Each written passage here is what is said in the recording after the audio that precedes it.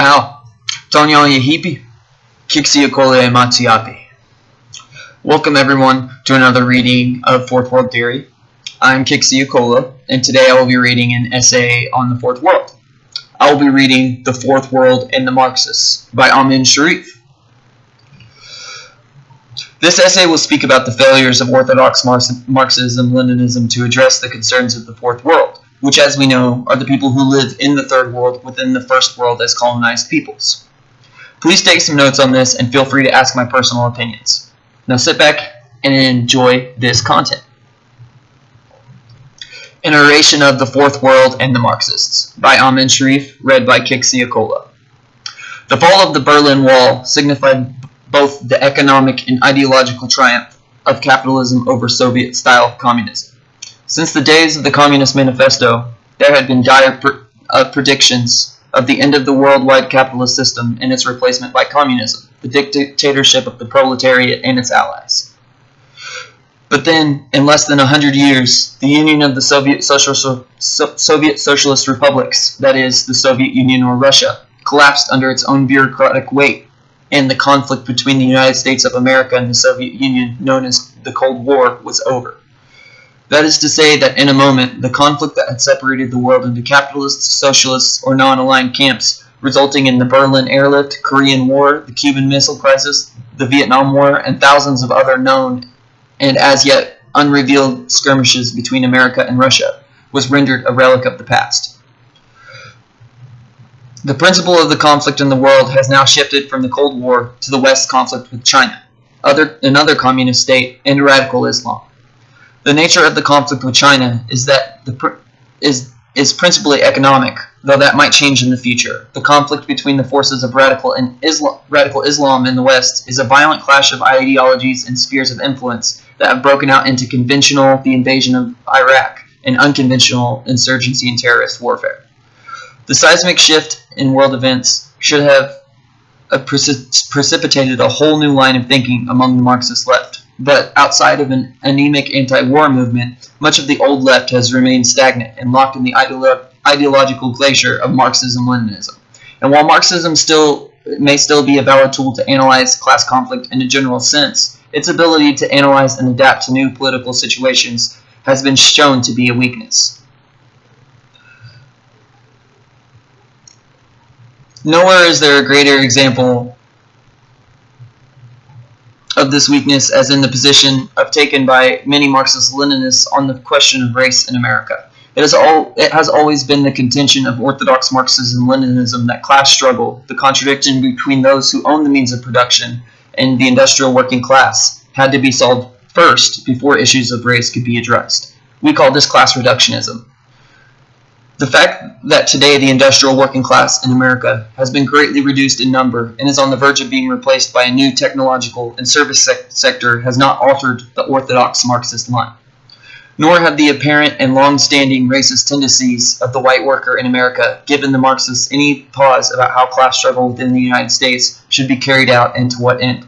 It is perhaps the glaring flaws in both Marxist theory and practice that have made Marxist politics a pariah within the black community today. Yet this was not always the case. It is well known that the Communist Party of America defended the Scottsboro Boys when the NAACP remained on the sidelines.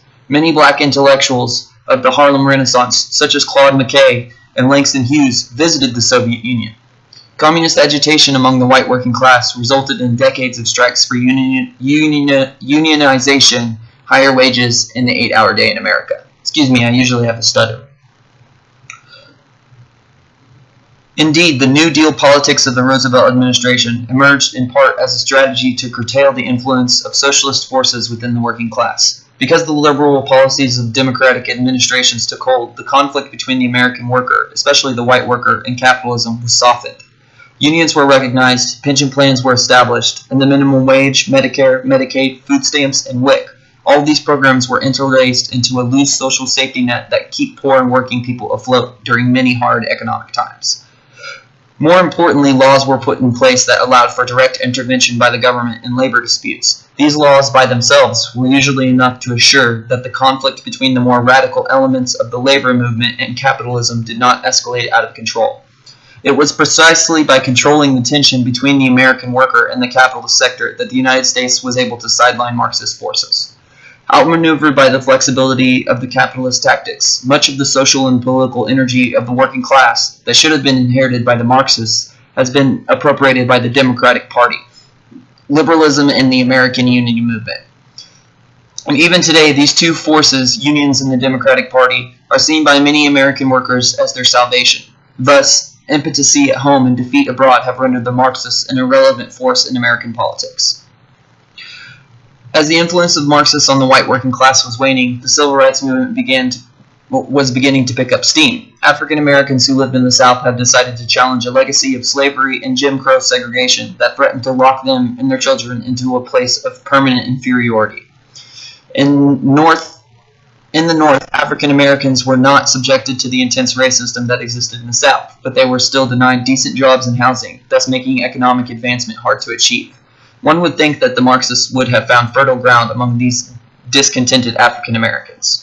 But it was precisely because Marxist forces were tied up in redeeming a reactionary white working class that they were unable to successfully recruit enough African American surrogates to make a case for radical action in the South. Subsequently, the civil rights movement under white and black middle-class leadership emerged primarily reformist in nature and anti-Marxist in the outlook. Through the entire civil rights era, the Marxists were left on the sidelines, consigned to make pronouncements about black self-determination that had little or no impact on the black masses. By the end of the civil rights era, a new radicalism had emerged in the United States. The Black Power movement spawned the Black Panther Party. SNCC had been radicalized, and black nationalist groups had called for armed revolution. On the left, white groups like the Weathermen and the Revolutionary Union as well sought to transform society by revolutionary action. There then emerged a period where Marxist-Leninism and the political writings of Mao Zedong were favored among young radicals. But while the wholesale destruction of the Marxist influenced radical and revolutionary groups within and without the black community, Marxism once again fell out of favor. Today there are no Marxist-Leninist organizations that can be considered a part of the leadership of the American working class in general or the black community in particular. As long as they hold to their traditional line of class struggle being led by white industrial workers, a diminishing class in America, Marxists will never succeed in accomplishing anything. When Marx issued a Communist Manifesto in 1848, it addressed almost exclusively to the European working class. The manifesto begins with this statement. I'm sure a lot of us are familiar with this. A specter is haunting Europe, the specter of communism. All powers of old Europe have entered into a holy alliance to exorcise this specter. Pope and Tsar, Metternich and Guizot, French radicals and German police spies. It was in Europe where the great industrial revolution was taking place that the conflict between labor and capital was the sharpest. Marx and Engels described the epoch as a time when, this is in quotes, society as a whole is more and more splitting into two great hostile camps, into two great classes directly facing each other, the bourgeoisie and the proletariat. There can be little argument that Marx and Engels' description of the historic development of general conflict between the capitalist class who owns industries and the working class who are forced by necessity to sell their labor for a wage is accurate. Even today, this general conflict exists in the post-industrial period. But, as we have mentioned in the case of the New Deal, there has been, until recently, a quote-unquote legacy of social programs that have softened the general conflict between labor and capital in the United States. So much more that today one cannot speak of the American worker as having any semblance of working class consciousness. Indeed, the American worker's allegiance, especially to that of the white worker, is more likely to be that to the American nation and his race than any other member of the working class. The lack of the working class consciousness is evident domestically by the white working class's continued support for the Republican Party, which has as its goal the disassembling of the very social safety net and unions that so many workers rely on during times of economic crisis. Internationally, it is the lack of the working class consciousness among whites that allows them time and time again to be manipulated into supporting wars of aggression around the world, for example in Vietnam and Iraq. While willing to admit these reactionary characteristics exist among white workers in America, many Marxists still hold out hope that the latent revolutionary character of the white working class can somehow be stimulated. Because the general conflict between capital and labor in America has been softened, the sharper conflict between the African American, Fourth World people and the American political system concerning matters of race and class emerged in the United States. If the general conflict between the American capitalism and the working class as a whole were in play today, there would be, by Marxist analysis, no need for a separate nationalistic movement on the part of the African Americans to resolve their problems of race and class on their own. But since African Americans have no class ally in their struggle to end racial and economic oppression, the only strategy left to them is one where they must defend both their class and racial interests by themselves, at least until circumstances dictate otherwise. This is not to say that all members of the white working class are racist and will never support the struggle of the Fourth World African Americans. There are and will always be individual members of the white working class who will support the cause of justice, whether it involves Fourth World Latinos, Hispanics, Asians, African Americans, or indigenous peoples. However, these are individual allies of the Fourth World community, but it will take more than just individual white support to end racism and economic oppression in America.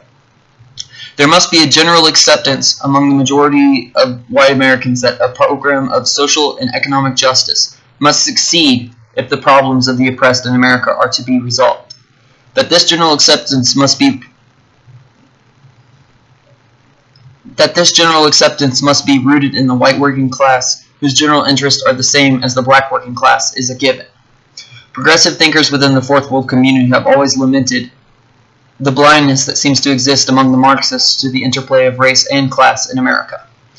They have continued for nearly 100 years to insist that the general conflict between capital and labor is the most important struggle facing the working class.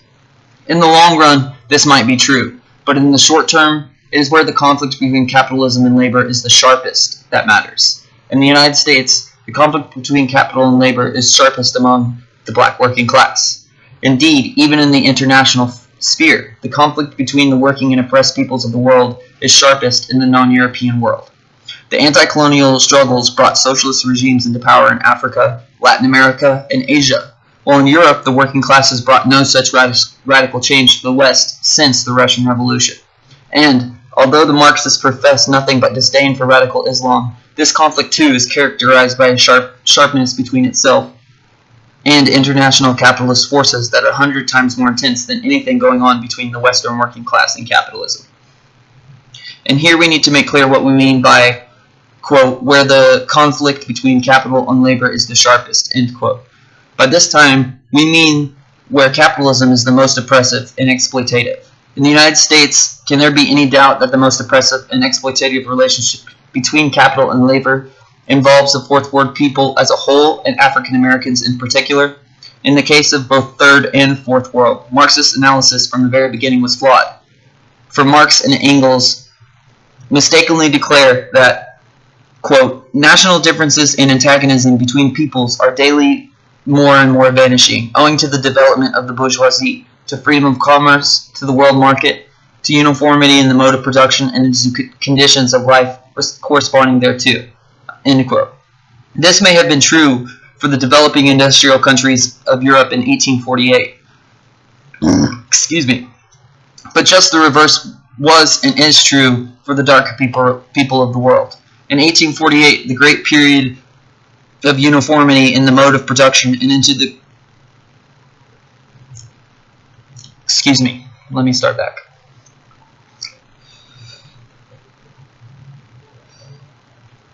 But just the reverse was and is true for the darker people of the world. In 1848, the great period of European colonization was underway. Slavery was still practiced in America. Pseudo-scientific jargon and literary romanticism was converting the African into an animal and the Indian into a noble savage.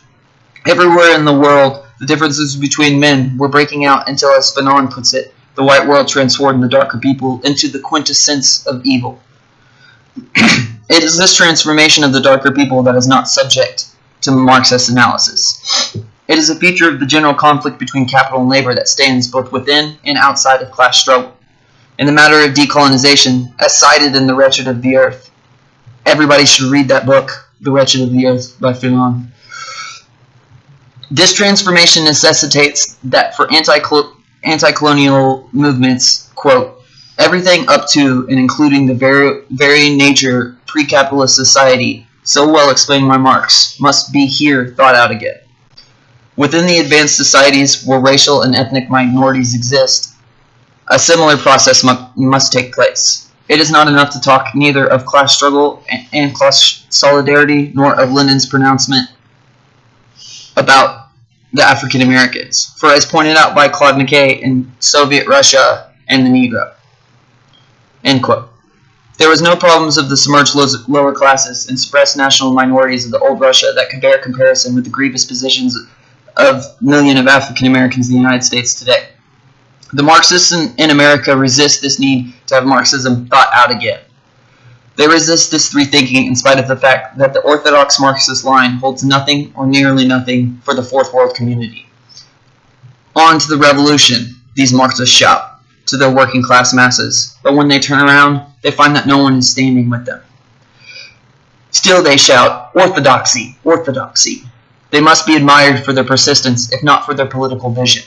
If the Marxists were honest, they would admit that even Marx and Engels had serious problems with colonial peoples.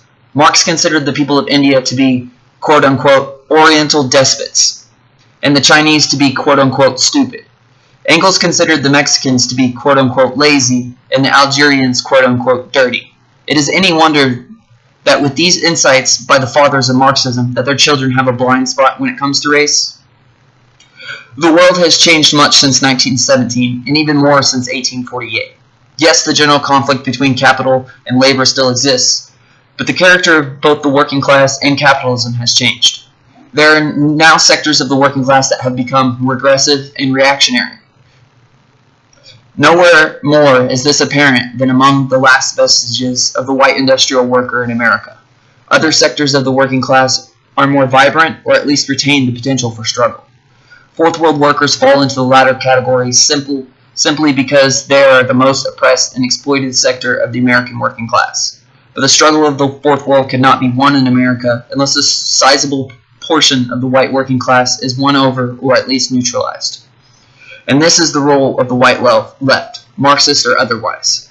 Racism must be fought first, and then there will be enough class solidarity to transform the entire American political apparatus. But if the Marxist left denies their role as fighters for racial justice and continue to cling to an outdated orthodoxy, they will find themselves like Marx and Lenin, artifacts of a bygone epoch.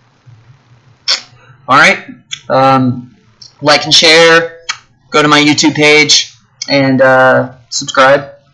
I'll be posting more readings, just more videos about my thoughts and etc. I hope everybody has a wonderful day, and thank you for listening.